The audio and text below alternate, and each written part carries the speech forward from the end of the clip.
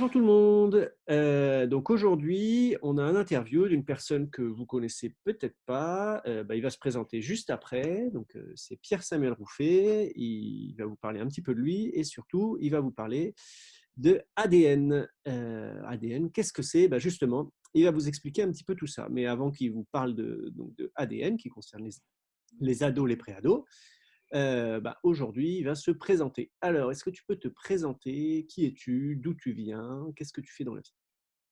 Salut, merci déjà de m'avoir invité à vous rejoindre. Donc moi c'est Pierre Samuel, donc tout le monde m'appelle PS et vous pouvez m'appeler PS aussi si un jour on se croise et je pense que et j'espère qu'on va se croiser un jour. Euh, donc je suis pasteur sur l'église de Strasbourg dans l'est de la France, là, à la petite pointe là-bas, là où il y a des cigognes et on mange la choucroute et on boit de la bière. Oups, pardon. Je sais pas si on a le droit de dire ça, mais voilà, ça me fait super plaisir d'être avec vous. Et je vous le dis pas, mais celui qui m'interviewe, c'est mon petit frère. C'est pas énorme ça? C'est trop bon. Voilà, donc je suis pasteur sur l'église de Strasbourg et puis je suis marié et puis j'ai 4 enfants. Et qu'est-ce que je dois dire d'autre aussi? Donc du coup, je suis président d'ADN, mais je vous en parlerai un petit peu après. Mais je crois qu'au début, on va parler un petit peu de ouais, j'allais dire mon appel de pasteur, mon boulot de pasteur, moi, ma vocation de pasteur, je sais pas. Euh, Plutôt vocation, c'est bien. Ouais. Donc je Ok, pense qu'on va parler de ça un peu, non? C'est ça? ouais, on va parler de ça. Donc, avant de nous parler d'ADN, alors, d'ailleurs, ça veut dire quoi ADN? Parce que là, on va leur faire un suspense de fou. Ils vont dire, mais pourquoi on parle de ça? On sait pas. Ça veut dire quoi ADN? Puis après, on parle de toi. Ok, ADN, ça veut dire Ado Dynamique Nationale. Bon, je vous expliquerai en détail juste après, mais c'est le mouvement national des Assemblées de Dieu qui s'occupe de la branche des ados, mais aussi des pré-ados d'une façon ou d'une autre. Hein. Ok, donc ça concerne toi qui es prêt ado, qui nous écoute. Alors, pour que tu te familiarises un petit peu avec PS qui est là, il va parler de nous. Quand est-ce que tu t'es converti? Ça fait longtemps? Comment ça s'est passé? En quelques mots, hein. Et puis après, pourquoi tu as choisi d'être pasteur? Ou comment tu as Ok, choisi d'être pasteur en vrai? C'est une bonne question. Moi, je suis né avec des parents chrétiens, donc du coup, j'ai grandi dans l'église. Mais bon, je vais dire la phrase bateau, mais tout le monde la connaît. Hein. On ne naît pas chrétien, on le devient. Il a fallu que je fasse ma propre expérience. Brièvement, j'étais en gros, j'étais le gamin que tout le monde aime bien, le petit gentil, le sage, etc., qui faisait jamais de bêtises. Et en fait, ça, c'était la façade parce qu'il y avait tout ce qui se passait dans mes pensées, à l'extérieur, au lycée, au collège, tout ce que je cachais un peu d'une certaine façon que les gens ne voyaient pas. Et il a fallu un moment que je dise de manière claire que je choisisse à quel camp j'appartiens. Et c'est pas parce que mes parents étaient chrétiens que moi je devais pas choisir. Et très très jeune, j'ai compris le message de la Bible. J'ai compris que Jésus était mort pour moi. Ça, je l'ai compris. Maintenant, entre le comprendre et le vivre, quelqu'un a dit entre ici et ici, il y a les 20 centimètres les plus longs du monde en fait. Et le temps que ça passe de ma tête à mon cœur, ça a mis un peu de temps. Et du coup, il a fallu un moment que je plie le genou et que je demande pardon aussi, d'avoir une double vie finalement, d'avoir une vie au collège, lycée qui était un peu pourrie, et puis une vie à l'église qui faisait style, qui était bien. Et donc, à un moment, j'ai dit à Dieu, voilà, maintenant c'est stop, je te donne ma vie complètement. Je me suis fait baptiser à l'âge de 15 ans. Et, euh, et je me suis engagé. Je pense que je n'avais pas tout compris vraiment, mais Dieu m'a appris au fur et à mesure des choses. Mais j'avais compris l'essentiel en tout cas. Et j'ai fait tellement d'expériences après. Et ouais, c'est comme ça que je me suis converti à un moment où Dieu il est venu me percuter en me disant, mais ça sert à rien d'avoir de l'apparence. Mais en fait, moi, ce que je te demande, c'est d'être vrai, d'être authentique, d'être celui que je veux que tu sois et pas celui qui ressemble à quelqu'un. C'était surtout ça. Moi. Mon problème principal, c'était d'essayer toujours de ressembler aux autres. Et en fait, au bout d'un moment, Dieu il est venu me percuter. Il m'a dit, j'ai pas besoin que tu ressembles à un tel. J'ai besoin que tu sois celui que moi, je veux que tu sois. C'est un peu le message pour toi, d'ailleurs, qui regarde cet écran-là. Top. Ok. Et donc tu t'es engagé, super, donc vers 15 ans. Donc, bon, comme ça, c'est à peu près l'âge des pré-ados. Ouais, ils sont un petit peu plus jeunes, mais bon, c'est quand même dans la période collège, etc.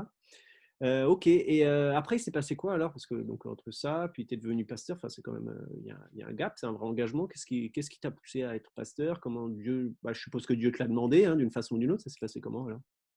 Ouais, alors ça, c'est un truc. Et justement, je voulais vous parler à vous, les préados, parce que c'est super important. J'ai reçu mon appel à 12 ans.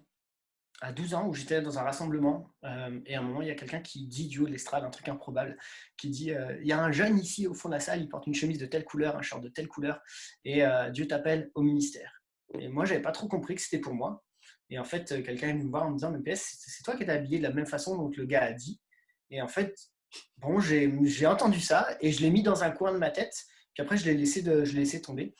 Et puis, j'ai commencé, donc, après avoir bossé au collège, lycée, j'ai commencé à faire mes études et j'ai fait des études d'anglais pour être prof d'anglais. Et puis j'ai eu quelques échecs et puis je me suis dit tiens d'abord je vais être un style puis ça n'a pas marché parce que des fois ça marche pas toujours ce qu'on a envie. Et puis après je me suis tourné vers le CAPES pour être prof. Et oui, je suis un ancien prof d'anglais. Et du coup, alors que j'étais en train de travailler en tant que prof, quelque chose qui s'est passé de particulier pour les ados et mon cœur a commencé à vraiment brûler pour les ados. Et j'ai commencé à servir Dieu un peu partout où je trouvais. J'ai servi Dieu auprès des enfants, j'ai servi Dieu dans la musique, j'ai servi Dieu après avec les ados, un petit peu avec les jeunes aussi. Et en fait, j'ai toujours dit à Dieu, Seigneur, juste dis-moi où tu veux que je sois et je servirai. Et j'ai commencé à servir de ce côté-là. Et puis, au bout de quelques années, quand j'ai eu mon concours de prof, après, ils m'ont envoyé dans une autre ville, Trou-Perdu-les-Bains, en plein milieu du centre, là, à Saint-Dizier, en Haute-Marne, le truc que personne ne connaît. Si tu regardes sur une carte, je ne suis même pas sûr que Waze le trouve. Et, et c'est là où j'ai eu mon premier poste, dans un collège en zone sensible, un collège un peu chaud tendu. Et c'est tout, j'ai commencé à servir. Et en même temps, je servais à l'église et en même temps, j'étais au boulot. Donc, je faisais des grosses journées bien chargées. Et puis après plusieurs temps, voilà, je priais et puis je discutais avec mon pasteur. Et puis il vient me voir et me dit, mais PS, je crois qu'il y a quelque chose de plus que simplement servir à gauche à droite. Il y a peut-être autre chose sur laquelle il faudrait que tu réfléchisses. À savoir, est-ce qu'il n'y a pas un appel pastoral sur ta vie? Est-ce qu'il n'y a pas quelque chose de plus? Et on a commencé à travailler ensemble. Il m'a confié des responsabilités. Et franchement, c'est trop bien d'avoir des gars qui te font confiance et qui te font prêcher une première fois, une deuxième fois. C'est instable, c'est pas terrible. Mais Dieu, il te fait confiance aussi à travers ça et il t'utilise. Et j'ai commencé à servir dans le milieu pastoral, en tout cas. Et puis, au bout d'un moment, j'ai dit, bon, allez, j'arrête juste de faire les deux. Je vais vraiment m'engager en tant que pasteur. Donc, j'ai rencontré mon pasteur principal. Je lui ai dit, écoute, j'aimerais aller un peu plus loin. Et puis, c'est à partir de ce moment-là que la machine, elle s'est mise en route. Mais je crois que peut-être la leçon qu'il faut que toi, tu retiennes alors que tu es en train de regarder ça, et je pense que Tim dira pareil que moi, c'est que j'ai pas attendu d'avoir 30 ans pour servir, etc. Ou j'ai pas attendu d'avoir j'ai commencé à servir dès le début, en fait. Où je pouvais, n'importe où Dieu me poussait. C'est un peu ce que la Bible a dit quand elle dit tout ce que ta main trouve à faire, fais-le. Et j'ai commencé à servir un peu partout. Et après, Dieu a comme spécifié, a dit tiens, c'est plutôt là que tu devrais aller. Et je crois que tu es d'accord avec moi, mais on sert là où Dieu nous pousse. Et puis après, il y a des trucs spécifiques qui se mettent en avant, quoi. Et puis c'est comme ça qu'on s'est engagé.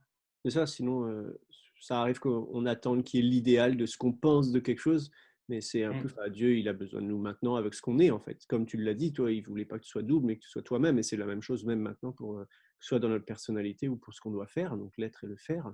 Bah, c'est ce que tu dis en fait, hein, c'est vraiment Dieu, il nous utilise tel quel, hein. Il sait qu'on a des limites, il sait qu'on a des défauts, bah, pas de problème, c'est lui qui fera tout le reste de toute façon, il nous équipera. Donc. Ouais, et puis dans ce que tu dis aussi, il sait qu'on a des limites et des défauts, ça c'est super intéressant, c'est que Dieu n'est pas limité ou arrêté par tes défauts, c'est pas ça qui va l'empêcher de t'utiliser pour servir en fait. Par contre, Dieu va travailler ton cœur, mais si tu attends d'être parfait pour servir, enfin honnêtement, moi je peux arrêter puisque je ne peux pas servir, et puis ni Tim non plus, ni tous ceux qui sont vos responsables, on peut pas, ni même votre pasteur, je veux dire, on ne peut pas servir si on attend d'être parfait. Mais Dieu utilise nos limites, nos capacités, puis il va nous aider à travailler dessus. Et moi, j'ai tellement vécu des choses où Dieu est venu me chercher sur mes limites, mais que je puisse les partager aussi avec les gens. Donc, t'inquiète pas si tu as l'impression de ne pas être le meilleur chanteur du monde ou le meilleur musicien, ou peut-être tu dis, mais moi, j'ai pas de talent. T'inquiète, on en a tous des talents. C'est juste qu'il faut commencer à mettre la main à la pâte, on commence à servir et tu vas voir que Dieu va t'utiliser, c'est sûr. Yes. Ok. Bon, bah, je pense que là, ils te connaissent un petit peu plus, les préados, là, et les préadotes. Donc, on va peut-être pouvoir parler d'ADN maintenant. De toute façon, c'est la suite un peu de ton parcours, hein. Enfin, tu vas en parler. Donc, moi, je le sais, je le dis. Donc, tu es président de l'association ADN. Alors maintenant, tu vas pouvoir nous parler de tout ça. ADN, c'est quoi? Qu'est-ce que c'est? Ça existe depuis combien de temps? C'est pour qui? Pourquoi ça a été créé? Allez, vas-y, c'est pour toi. Ok, top. Bah, du coup, je continue un peu sur mon parcours. Comme ça, vous allez voir comment j'ai glissé vers ADN en fait. À 18 ou 19 ans, je suis dans mon église locale et puis je vais voir mon pasteur et je lui dis écoute, il y a un super travail qui se fait pour les enfants, il y a un super travail qui se fait pour les jeunes, mais il n'y a pas grand-chose pour les ados. Est-ce que tu pourrais pas trouver un mec, quelqu'un qui pourrait vraiment les servir, ou quelqu'un qui pourrait les donner pour ces ados-là, pour cette tranche d'âge-là, des pré-ados-ados. Et puis lui, il m'a regardé comme ça et droit dans les yeux, il m'a fait vas-y, fais-le. Ok, j'avais dit pas moi, pas forcément moi, quelqu'un d'autre. Et puis j'ai commencé à servir auprès des ados à ce moment-là dans l'église de Reims où on était avec Tim au départ, et on a commencé à monter un petit groupe d'ados. C'était pas forcément, on faisait ce qu'on pouvait, mais on a vraiment vécu des trucs de fou avec ces ados. Et dans mon cœur, il y a quand même quelque chose qui brûlait de fou pour ces ados. C'est-à-dire que c'est comme si tu vois que il y a des fois, tu pries pour des sujets et ça t'impacte. Et puis, il y a des fois, tu dis, tu pries pour des sujets, mais c'est pas ça t'impacte, ça te touche au plus profond de ton cœur, en fait. Et quand j'ai commencé à travailler parmi les ados, c'est ça que je ressentais au fond de mon cœur.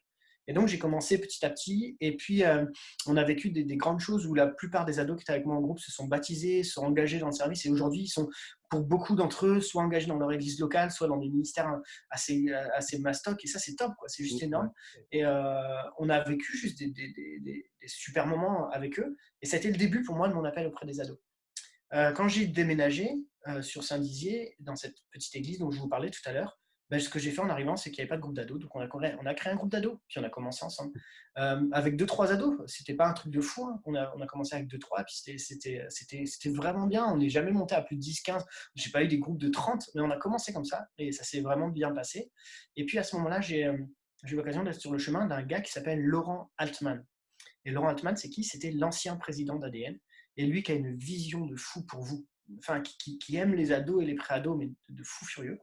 Et il m'a fait rentrer dans son association ADN, et puis on a commencé à travailler ensemble. Et il m'a dit, bah, tiens, est-ce que tu peux être responsable de toute la région Est des ados? Et donc j'ai commencé à organiser des journées, des camps, des trucs, tout ce que je pouvais faire pour les ados. Et puis j'ai monté un petit comité, et puis on a commencé à bosser comme ça. Et puis en arrivant sur ma deuxième ville où j'ai changé, Laurent Altman il m'a dit, écoute PS, je sens qu'il y a quelque chose sur ton cœur pour aller plus loin.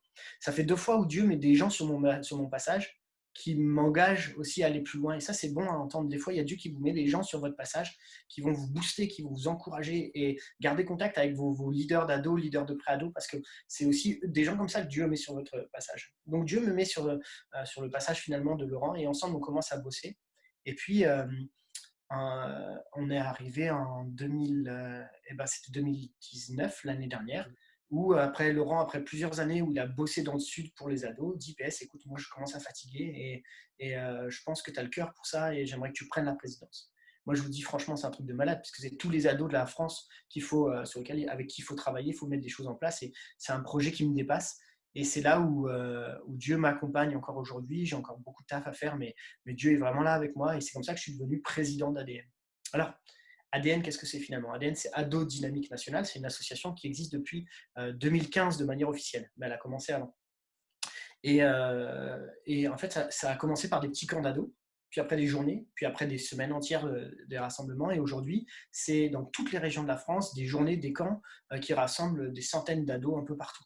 Et franchement, ça envoie du lourd. S'il y a un endroit où il faut aller, c'est dans les journées ADN, parce que ça tabasse, on se fait du bien, on grandit ensemble. C'est des moments comme on se met à part et on n'est que pour nous, entre ados, et on se fait du bien, on grandit, on progresse. Donc c'est principalement ça. Et dans chaque région, et donc dans la région parisienne aussi pour vous, il y a un responsable ADN qui est celui qui va organiser des rassemblements, etc. Alors pour vous, si je ne me trompe pas, c'est Joël Vidal qui est le responsable. Et il organise via. Alors comment il s'appelle? C'est Page, ça s'appelle dans votre région. C'est ça, Mais il y a ouais. aussi, ouais, mais il y a aussi En fait, il intègre ADN dans Page. Ok. Je crois que c'est surtout ça où vous pouvez avoir des informations par rapport à ça. Et c'est lui qui est votre contact. Accessoirement, c'est le vice-président d'ADN. Donc c'est cool. Il faut aller l'embêter là-bas en disant, donne-nous, fais-nous des journées. Et voilà, c'est ça en fait. Et aujourd'hui, on est à plus d'une quarantaine de rassemblements par an. Bon, hormis le Covid, hein, mais avant qu'il y ait cette crise, mais quarantaine de rassemblements par an d'une façon ou d'une autre, et on touche plus de 5000 ados un peu sur toute la France. Et on s'associe de plus en plus maintenant à DNJ, que vous connaissez aussi, et en particulier pour ce prochain congrès là qui va arriver, mais je vous en parlerai quand on parlera des dates. Mm. Mais voilà, en gros, j'espère avoir assez résumé de manière synthétique ce qu'est ADN.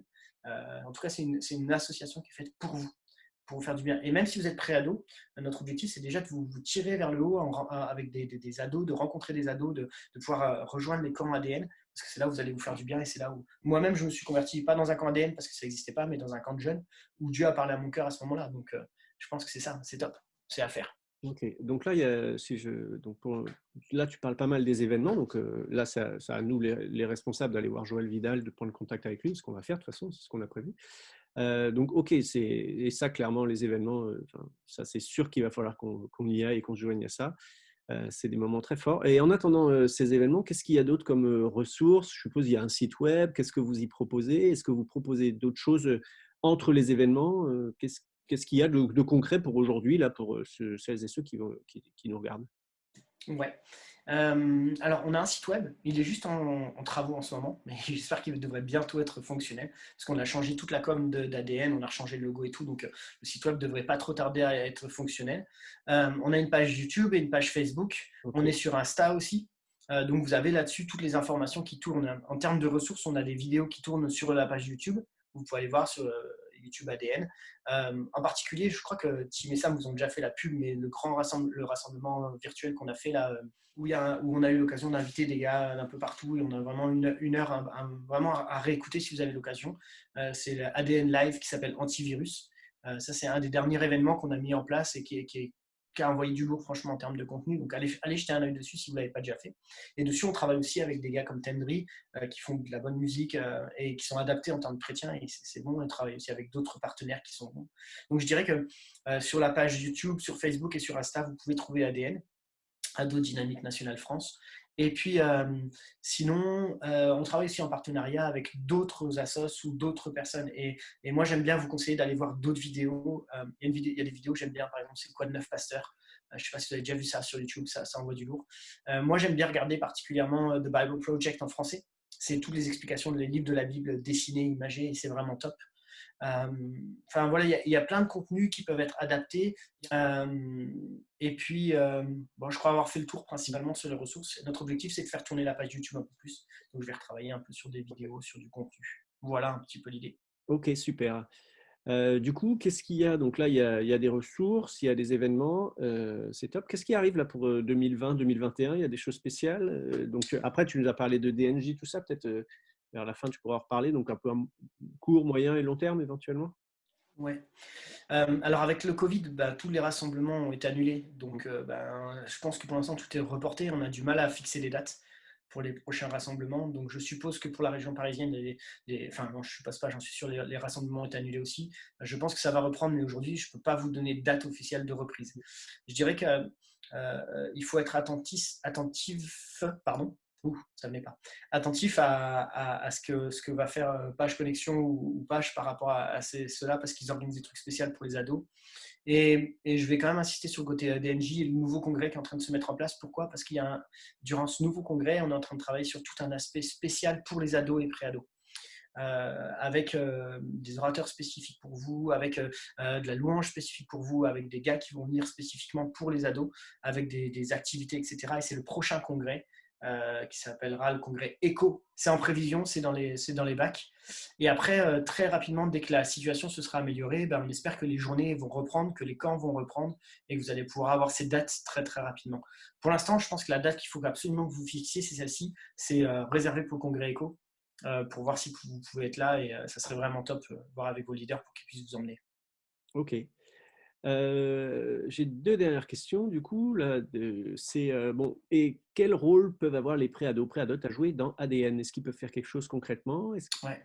Alors en fait, ADN, au départ, c'est effectivement pour les ados et on considère les ados 13-17. Ok.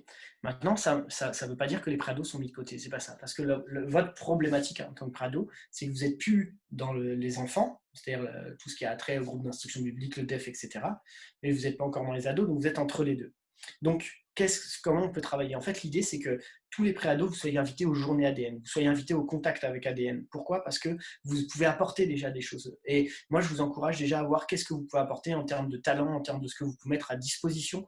Moi, je suis sûr que vous pouvez dire à vos monos, écoute, nous, on aimerait vraiment monter, je sais pas, un sketch, un mime, on aimerait monter un groupe de musique, on aimerait même, je sais pas, de danse, etc. Et dire, mais au prochain rassemblement, on veut se présenter, on veut dire qu'on est là. Et peu importe votre âge, en fait, il faut y aller parce que vous pouvez bénir les rassemblements. Vous avez votre place dans ces rassemblements. En plus, on va aborder à ce moment-là des sujets dans des ateliers, dans les discussions qui vont vous concerner. On fait attention pour aborder les bons sujets dans le bon sens, mais il y a plein de sujets comme les relations GAFI, comme comment gérer le flirt, mais aussi comment gérer les écrans, les réseaux sociaux, tous ces trucs-là. Et ça, c'est ça qui peut être intéressant pour vous. Donc, je dirais que principalement, c'est sur les événements que vous pouvez être là. Maintenant, j'irai plus loin.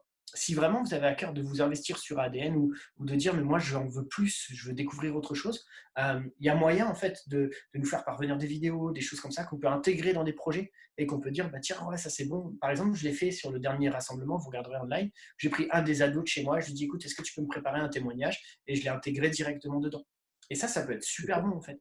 En fait, l'idée, c'est que avec ce que Dieu vous a donné, vous puissiez juste bénir quelqu'un, vous puissiez juste être un encouragement. On n'a pas besoin, je le disais tout à l'heure, d'attendre d'avoir 20 ans pour servir, en fait. Dès maintenant, vous pouvez servir, pouvez être un encouragement. Donc ADN, il est là, en fait, pour mettre en avant vos talents, vos capacités et être à votre disposition. Et en plus, pour répondre à vos questions, c'est ça qui est cool. Souvent, il y a des pasteurs qui sont spécifiques pour les ados, qui ont un cœur pour les ados et les pré-ados, et du coup, voilà, qui peuvent partager avec vous des choses intéressantes. Je ne sais pas si j'ai répondu à la question, mais… Ouais, ouais, si, je pense, je pense. Donc, OK. Voilà, bah, on arrive, bientôt à la fin. Merci d'avoir pris un peu de ton temps pour nous parler d'ADN. Si tu veux conclure, qu'est-ce que tu voudrais leur laisser comme message? Vas-y, tu Ouais. Je crois que le message dans tout ce que j'ai dit aujourd'hui, j'avais pas spécialement prévu comme ça, mais dans tout ce que j'ai partagé avec vous, le message, c'est que t'es pas trop jeune pour servir. T'es pas trop limité, t'es pas trop faible. Juste comme ça, là, je suis en train de préparer un message. Je vous le dis en brut, hein, c'était pas prévu, mais je suis en train de préparer un message sur Ruth dans la Bible. Je sais pas si vous avez déjà lu cette histoire. Et en fait, Dieu va utiliser une femme qui fait partie d'un peuple étranger, qui est une femme en plus à l'époque, et qui va être et qui vient des ennemis d'Israël. Et Dieu va utiliser cette femme pour devenir l'arrière-grand-mère de David et qui va aussi devenir dans la lignée de Jésus-Christ. Qu'est-ce que je veux dire juste par là? C'est que peu importe ton origine, peu importe tes capacités, peu importe ton âge, Dieu est capable de t'utiliser au-delà de ce que tu peux imaginer pour entrer et pour que tu sois un acteur du plan de Dieu. Et je voudrais vraiment que tu gardes ça dans ton cœur. Tu peux être un acteur du plan de Dieu, clairement. Et moi, si à 12 ans j'ai reçu mon appel, le jeune Samuel dans la Bible, il était plus jeune que moi encore. Joseph dans la Bible était plus jeune encore. Euh, c'est à cet âge-là que tu reçois. Alors, reste attaché à Dieu, reste branché sur le ciel, prends du temps à lire ta Bible et à te nourrir parce que Dieu a des choses à te dire, clairement.